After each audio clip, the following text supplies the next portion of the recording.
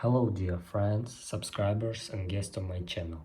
In this video I want to show and tell you how to change TikTok playback speed on video. Please put your like, subscribe to my channel, share this video with your friends and let's get started. So first we need to go to TikTok. After that we need to find any video, click and hold it. And here you can click playback speed setting. And here you can choose playback speed on your choice. For example, 2x.